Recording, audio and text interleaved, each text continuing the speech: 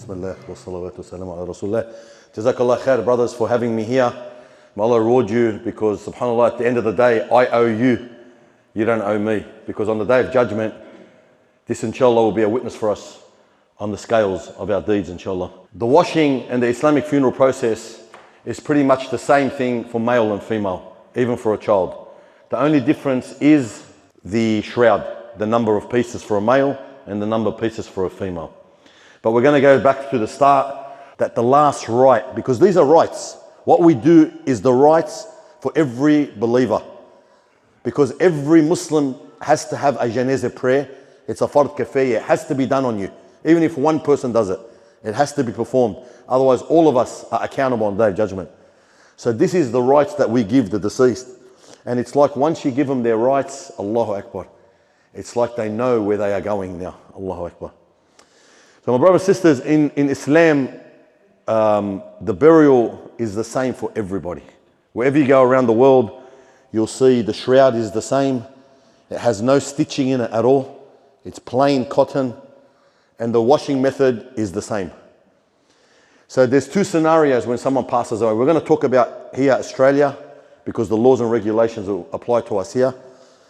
When someone passes away, there's two options here. There's the person who, for example, right now I just got a phone call when we were praying that someone had just passed away. They called me early in the morning that they had turned the machine off.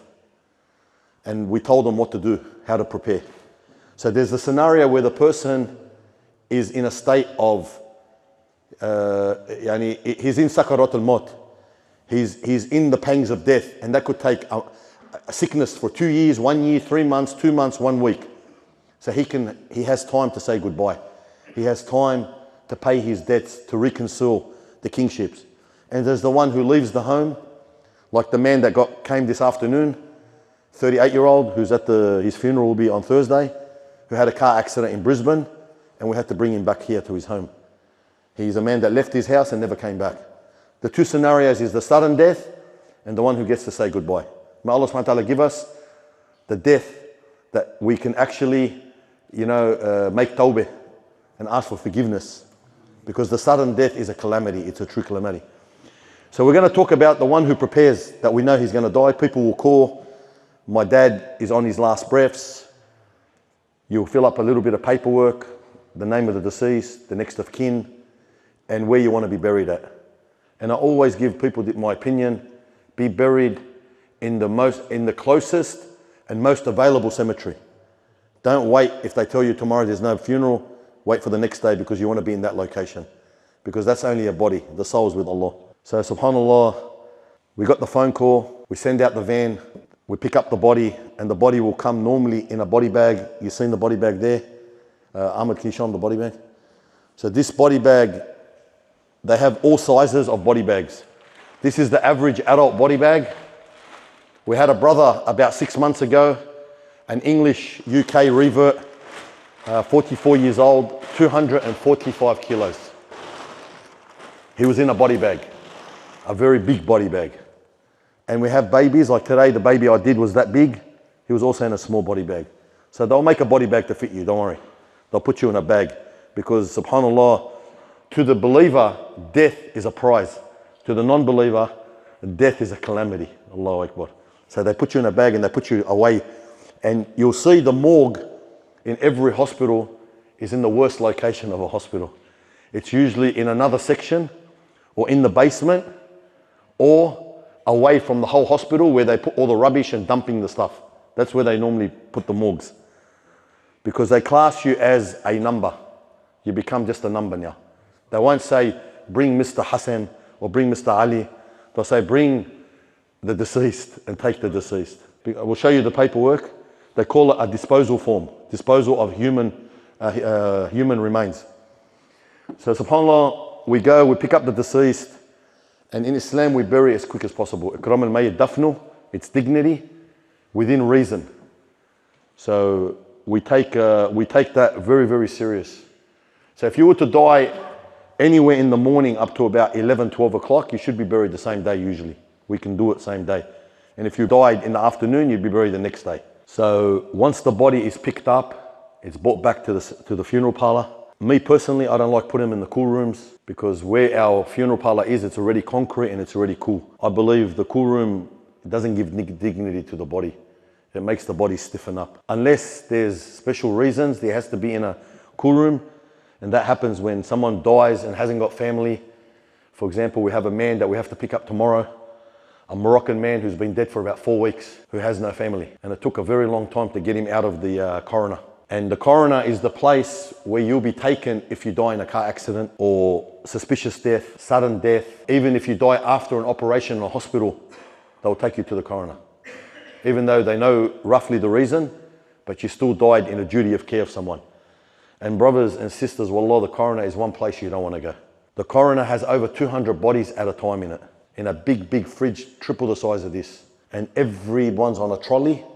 And you see big bags, little bags, long bags, short bags, they're just all bodies. And just imagine, yani subhanallah, when we go to pick up from the coroner, like tonight we're picking up someone, they bring the body out to you, and these aren't Muslims, the coroner's not Muslims, this is the government. And what they do is when you go to the coroner, they usually perform an autopsy on you. And it can be anywhere from a scan where you're naked, where they do an MRI on you, or where like the man that died in a car accident, they open you up from your head like this, down to here, straight down here.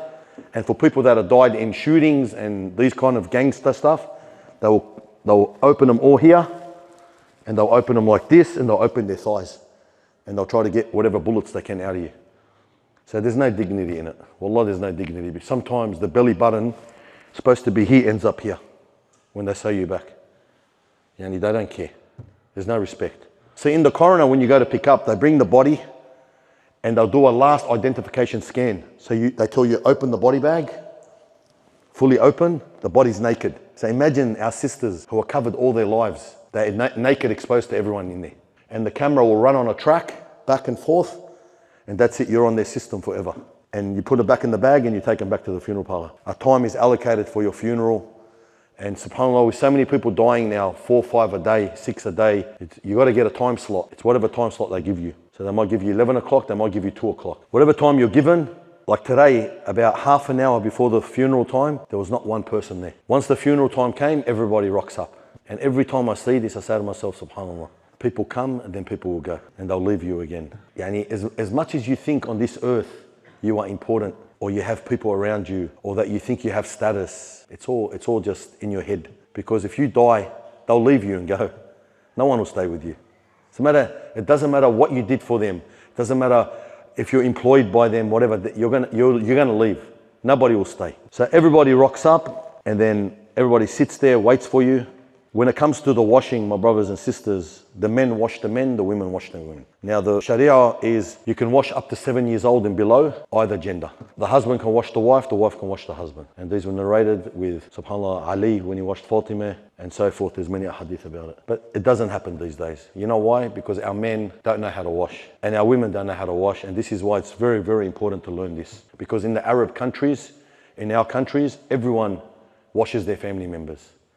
It's part of learning it because everyone washes at home. So when the body is put on the table, and the washing table is pretty much one big stainless steel sink with a basin here, hoses up here, we fill up the water, and what we add on the water is, so the Prophet ﷺ said, use the sidr in your wash of the deceased. And sidr is the lotus tree. It's lotus bark that is being crushed, which makes soap and makes foam. And he said, use the foam to wash. So what we do is, once we start washing, my brothers, is the first thing that happens is whatever clothes you had on. So we're talking about the one who dies at home, for example. He's in his pajamas. All of it gets cut off. Never ever do we expose the awrah. Doesn't matter who's washing. This towel never gets moved from the knee to the navel button. Always protect the chastity. The clothes get all ripped off. If there's any hoses on you, catheters, colostrum bags, whatever it is, all gets taken off. Even your fake teeth get taken off. And then the wash will begin. And when we say the wash begins, the wash begins. And the first thing we do with the wash is we make intention, just like we make intention for everything we do. The difference is the deceased can't make the intention, so I make the intention on his behalf that we are going to perform ghusl on him. And the first thing we do, subhanAllah, is we always stand on the right side and we get the hose and we wet the body from head to toe, and then we clean the private part. And how do you clean the private part? And this goes back, my brothers and sisters, very, very important. about the hadith of the Prophet, about 1/3 of your stomach with food. Because when you die and you've eaten a big meal, it's not pretty because it all comes out. Because what we have to do is we get the soap. So the soap we use is always, you use unscented soaps. You don't use soap with a scent when you wash the deceased. Just like when you do Hajj and Ihram, you do not use anything with a smell. You soap the stomach like this, if it's a big guy, and you massage the stomach like that. The legs get opened and the body. If it's a very hard, you'll use your elbows a bit and everything will start coming out into the sink. Because you need to give him a state of purity as much as possible. And if they're not very big, you can actually lift the body up. It's like stand him up and it pushes everything out. Once we've cleaned that properly and we know nothing else comes in, and all the washing is done from under the towel like this, and we always check if there's anything, we keep going until it comes out white again. And obviously, we use gloves. And we wear an apron and obviously all this kind of stuff. If, and it happens a lot, where it keeps coming out, people who've died from cancer and stuff like that, they're on a lot of medication. You need to turn the body sideways like this, and we get the cotton and we close the back up, because that's sometimes the only way it can stop. Because my brothers and sisters, it is very, very important to perform the right cleanliness, because you do not want to go to the cemetery a few hours later and you're shrouded in white and you lift the body up to put in the grave and you stand and you can see all brown underneath. This is not a respect for the deceased. That's why this needs to be done 110% correctly, even if it has to be done 50 times over. Many times we wash bodies, we're finished, we move them to the table for the shrouding and something comes out of them. We have to start all over again. So it's very, very, it's a responsibility. And this goes back to in our religion about doing things with ihsan, perfection. Do it from your heart. Don't do shortcuts. My brothers, so the first wash is done with the sidar. The second wash, we use the camphor, the camphor. The Prophet ﷺ said, use the camphor on your deceased as it stops insects coming to the body and it puts a nice smell. And the reason why, because at the time of burial, angels are present at the time of burial, and this is only for obviously a good soul. So we use the camphor for the last wash, and what we do is we start here on the head. You know, one thing, Allahu Akbar, and we see this all the time, is the feet are pointing like this. See how they're up? They're like this. Because the soul starts from here. Subhanallah. It starts from here and it goes up. And as it moves up, the deceased will say, I'm getting numb, I'm getting cold, and he won't feel his legs, he won't feel his thighs, he won't feel his waist until he gets the taraqi to the here, to this area here, to the throat. Allahu Akbar. And the people will say, Waqila man raq. Where's the doctor? Where's the Hrachie? Where's the person to help him? And the deceased will know, وَظَنَّ أَنَّهُ الْفِرَاقِ. He will know this is the departing. The deceased knows it. Wallah, he knows it. He knows he's leaving the earth. We hear it all the time, the words they say. Subhanallah. وَاتَّفَّتِ السَّاقُ بِالسَّاقِ. The feet are put over each other. And we don't put the feet over each other when we wash. But it means you cannot do good deeds anymore. You cannot go to Umrah. You cannot go pray in the masjid. Oh, I'm going to go pray today, but you can't go anymore.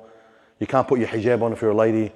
You're not going to see another Ramadan, etc., etc. You're cut off from doing good deeds. And obviously there's a lot more to go. But the whole moral here is you are cut off from the world. The reality has hit right now. The Prophet ﷺ said, the eyes of the deceased follow the soul. You'll see him looking up, and we see it all the time. And the Prophet said, close the eyes, sallallahu alaihi wasallam. So we close the eyes. But we see all the time the eyes follow the soul. Because as the soul leaves, the eyes follow the soul. They see it going. Allahu Akbar. Allahu Akbar. Wallah, every single one of us is going to go through this. Every single one of us is going to go through this procedure. Allahu Akbar, subhanallah. Once we've washed the body with the camphor and everything, and obviously we wash the back and the other side, then we perform the wudu again, just in case anything happens. And we use a little bit of Zamzam water for the wudu, for the barakah. It's not necessary, but it's something that is nice, subhanallah. And we do wudu exactly the same way you do it when you're alive. The hands, you wipe the mouth, wipe the nose, wash the face, the arms, the head, the ears, and then you go down to the feet and toes. Another important point here, my brothers and sisters, it's very sad when we get a deceased and his nails are that long. That far, nails. It's sad, not for the deceased, it's sad for the family that has to sit and watch me cut them. Why didn't you do it when they were alive? Why didn't you service your parents when they are old and they can't move anymore? Because they can't look after themselves anymore. They can't groom themselves. This is the ihsan of a child, what he does. He grooms his parents. So you may have to bath your dad for a year or two. You may have to take him to the toilet. You need to be prepared for this. It happens a lot. So you need to groom them. And if we do cut the nails, we put him in a shroud next to him. Because anything that comes out of a deceased needs to be buried with the deceased, including body parts and limbs. And that happens a lot. Even if your leg was amputated, they'll bring the leg to us and we'll bury it in a grave. You don't just throw things. So we know at 16 weeks, it has a soul. Allah subhanahu wa ta'ala at 4 months blows the soul into the baby. In Australia, the law is 20 weeks and under.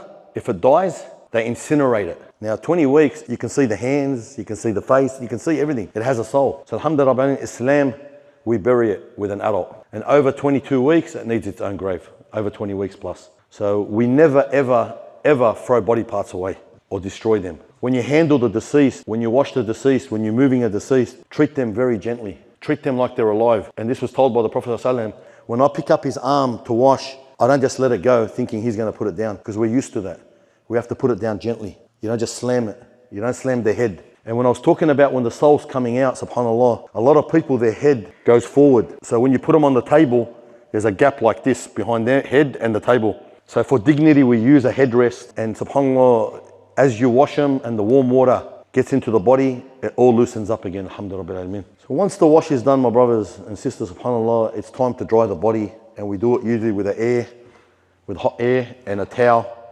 And same thing, you never take this towel off. What we do is we put another dry towel on top and we slip it off. And same, the back is dried both ways. Everything is dried, the nostrils, everything. And the body then is put onto the shrouding. And you'll see the shrouding here. So the shroud consists of 3 main materials. That's your 3 main pieces of shroud. 1, 2, 3. The other 2 pieces are just for the sitra, for the awrah. You've got the wazra, the skirt, and you got the qamis, the shirt. And you'll see here with the qamis, we cut the circle because he can't put his head through. We need to put the head through now. So once the body is washed off the table is brought next to it, and we lift the body onto the shroud table. And this, my brothers and sisters, is the part where it's nearing to the end for the deceased, because the next step after this is prayer and burial. And you see the length here, you see the length here. And what we do here is the first thing always, we close with the right, so the left goes over like this. The towel is taken out, come back over.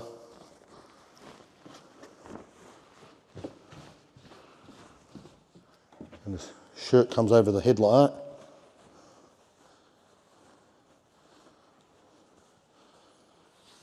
And pretty much, a lot of people option when they die to use the ihram on the first layer, which is okay, as long as it hasn't got any stitching in it, which ihram doesn't have.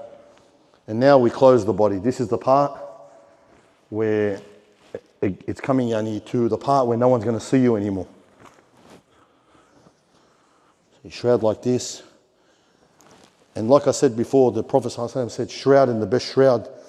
So when we shroud, we do it very, very tight. If you ever go Makkah, Medina, you'll see the bodies when they're shrouded, they look very, very thin.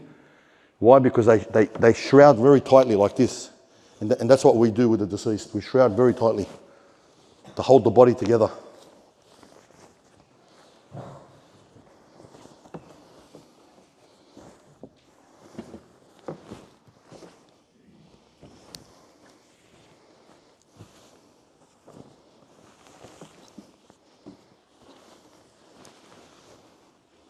And then we strap the body up. And these straps are only temporary until you get to the grave. So we slide it under here, the first one. Now when you wash the hands, there's 2 narrations, but the most preferred narration is to have the hands side by side like this. Unless there's problems with the body that you can't put them straight, they go like this, like in a prayer position. So these here go on the arms, like that, and they're done very tightly, like a shoelace. These ones go around the knees.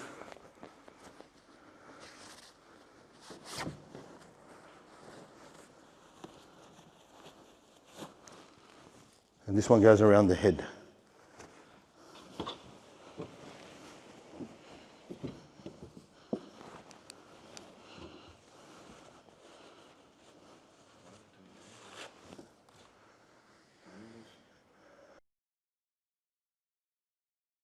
So what we do sometimes is we open the face again. And when we do open the face, that's when we put the cotton in the nose.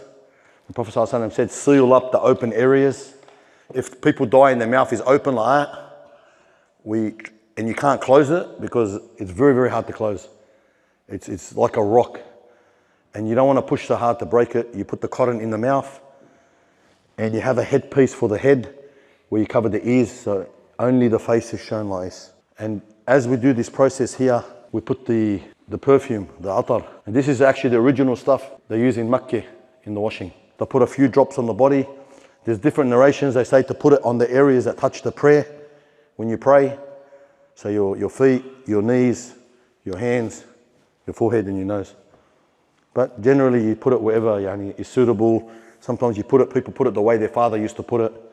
You know, some people, they love their atar, so they do it for them the way they used to do it. Now, this shroud and that atar are the shroud and atar of the world. These are the worldly ones. At the time of death, angels will descend with shroud from Jannah and hanut, atar from Jannah.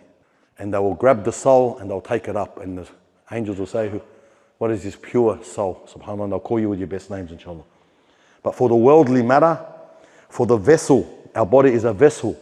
What carried us on this earth, what Allah subhanahu wa ta'ala has inherited us and loaned to us for our soul to be. This is the way we do it. And subhanAllah, this is the most dignified way to bury a human being. And there's many other ways, religions, they do things. And I've had non-Muslims say, man, this is the most dignified way you could die. Brother, subhanAllah, once you're shrouded like this, like today we had 3 bodies, on Friday we had 4 bodies, and when you have them all lined up, the family don't even know who's who anymore. Where's your arrogance? Where's everything that you thought you're something, when once you're covered like this, people are standing and making dua, and I say, brother, no, that's not your family member, it's that one there. They don't even know who's who anymore. You're unrecognizable because everyone looks the same now. So this is what dignifies us in Islam, that we all go the same way. We all have the same material. There's no different colors for anyone special, but it's what you take with you in actions and deeds that will help you in the next step after this, and that's the grave. Because from here, they're going to either take you up to the mosque to pray on you, if there's time.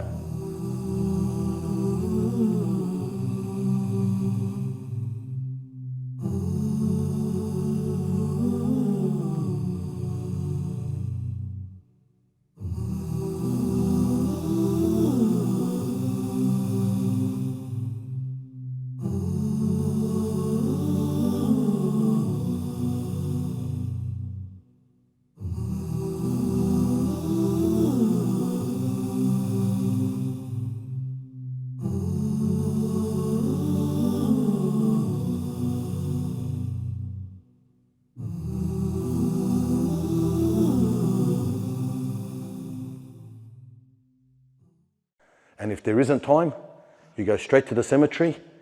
Everyone rushes to the cemetery. They'll put you on the ground in the coffin and they'll do your janazah prayer and then they'll put you in the grave. And when we bury in the grave, when we lower the body, we put him on their right shoulder like this and the back to the wall.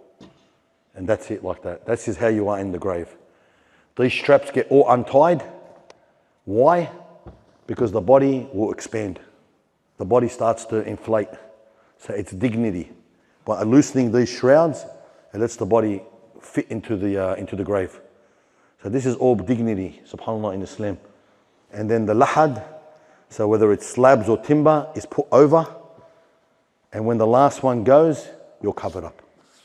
No one sees you anymore. When people are standing on top of the grave like this, and you're in there and they're looking down at you, and they can still see you, their heart is still a little bit, yeah, he's there, until they close you off. They don't see nothing anymore. You know what they all do? They all walk away like this. Job done. That's how quickly you're forgotten. And you know what happens after that? 1, 2, 3, 4 weeks later, they may come for another funeral a few months later, and they'll ask you, where's such and such? I'll say, over there. See that 4th row? Go down there and to the left and somewhere there. And they'll go, wow, did all these people die? I said, yeah, all these people died. And you don't know if you're next or I'm next. When they put you in the grave and they close you off, they put a plate like this on you. Okay? And for example, this plate here is a 38-year-old lady, and this goes on top of the slab like that. Why? Because in the future, when they dig you back up, they want to know who it was. Because when they put the second person on top of you. There's a few things here. So for example, when you pass away, the only paperwork they'll give you that means you can be buried legally is a medical cause of death. That's it there. If you're lucky, it's 2 pages, but most are 1 page. And on it has your name, your date of birth, your address, and it will have here cause of death. So this person, respiratory failure, respiratory pneumonia, Parkinson's disease. And it will say how long you had those diseases for. And then the last one will usually be heart failure, cardiac arrest, because that'll be the reason you died. And you can see here, congestive cardiac failure was a direct reason. Well, you know, I always think to myself, there's a blank piece of these out there with a doctor, ready to be written with your information on it. Because this is a generic paper, every doctor has it, and only a doctor can write it. 2 days ago this was. And it's waiting for our information with our cause. And even to the extent of the shrouding. SubhanAllah, think about this. Our shroud is ready for us. It's either at a masjid now, in the funeral parlor, because the rolls, we have 2 rolls. Each one's 100 meters, and we go through them every week nearly. Or it's in the marketplace waiting to be purchased, to be used for your funeral. So it's ready to go. It's got your name written on it. It's just when the decree comes. And you know, when your family comes and then they leave, they've dropped you at the cemetery, the 20, 30, 50, 70, 80 years that they've been in your life, they leave you and they go and they come back. And they only come back with this. That's all you get after a funeral. And in this form here, it has a copy of that medical cause of death, and it has a death, birth and registration form. Just like you buy a car and you register it, now you have to register to the deceased that he's passed away. And after that, you do not exist on this earth anymore. It's a done deal. That's it, subhanAllah. When you're put in that grave, and you know, from the sunnah to throw the 3 handfuls of dirt towards the head, from it we are created, to it we shall return, and from it we shall be resurrected, and everyone walks away. But you should turn. So next time you're at the cemetery, turn and face the Qibla and make dua for that deceased. He needs it. Wallah, he needs it. Wallah, he needs it. It's that time now, he needs that dua. Because I see him at the cemetery come, and they see someone that they're trying to catch up with. Oh, I'll catch him now. Leave it. It's time. You came with the intention for the deceased. Keep it for the intention of the deceased. Do not put the worldly matter into this area now. He needs your dua, because one day, and it's going to happen guaranteed, you're going to be in that position. And the same will happen to you. And when the truck backs up and puts the dirt in, it takes approximately 17 seconds for that dirt to cover you. And then they put this on the end of the dirt, and this is now your marker.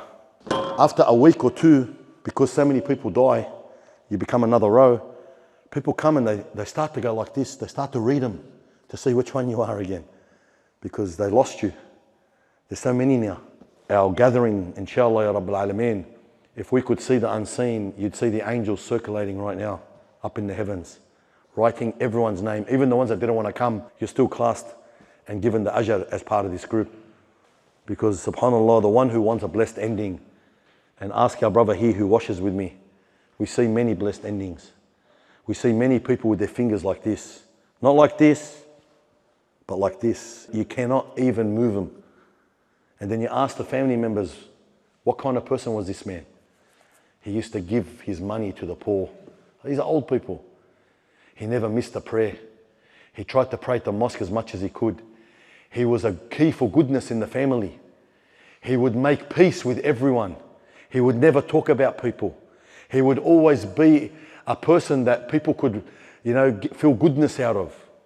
These are the words they tell you about these people, that their fingers are like this.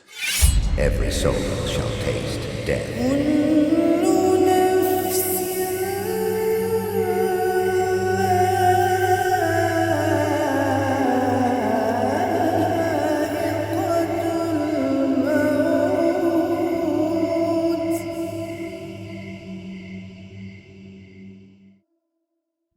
Introducing the top-rated Islamic app in the world, One Islam TV.